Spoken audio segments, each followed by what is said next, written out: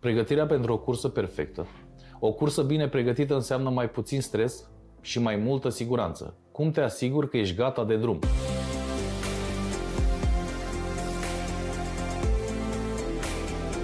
Ce vei învăța din acest episod? Ce documente trebuie să ai la tine? Cum verifici autovehiculul înainte de plecare? Importanța planificării traseului. Ca șofer, trebuie să te asiguri că ai toate documentele necesare, că autocarul este în stare perfectă de funcționare și că traseul a fost planificat corect. Fiecare detaliu contează, iar verificările realizate înainte de plecare te pot ajuta să eviți probleme tehnice, întârzieri sau situații neprevăzute. Înainte de orice cursă, trebuie să verifici dacă ai toate documentele necesare asupra ta. Lipsa unui document poate duce la amenzi sau chiar la imposibilitatea de a efectua cursa. Asigură-te că ai asupra ta actul de identitate, carte de identitate sau pașaport obligatoriu pentru cursele internaționale, permisul de conducere valabil și corespunzător categoriei de vehicul pe care îl conduci, atestatul profesional obligatoriu pentru transportul de persoane, avizul medical și avizul psihologic valabile și actualizate, contractul de muncă în copie, legitimația de muncă trebuie să fie vizată și prezentată la cerere. Înainte de plecare trebuie să verifici documentele autocarului pentru a te asigura că ai tot ce este necesar în caz de control. Certificatul de matriculare trebuie să fie valabil și prezent la bord.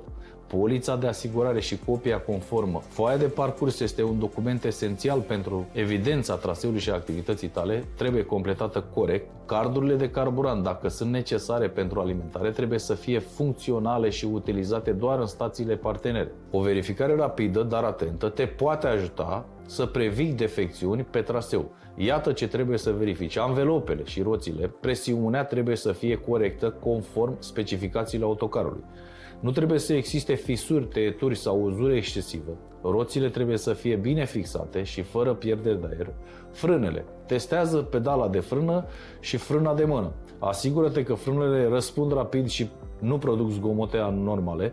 Sistemul de iluminare și semnalizare. Verifică farurile, stopurile, semnalizările. Asigură-te că toate funcționează corect și că nu există becuri arse. Verifică nivelul uleiului de motor, lichidului de răcire, lichidului de frână și al lichidului de spălare a parbrizului. Dacă observi scurgeri de lichide, anunță imediat echipa tehnică. Starea oglinzilor și a parbrizului.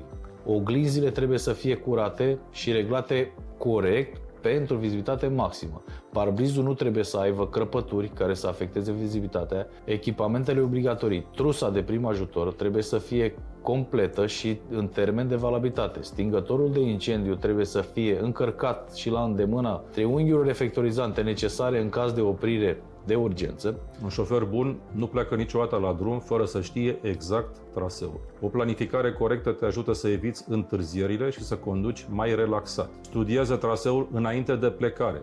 Verifică rutele alternative în caz de blocaje sau lucrări pe drum.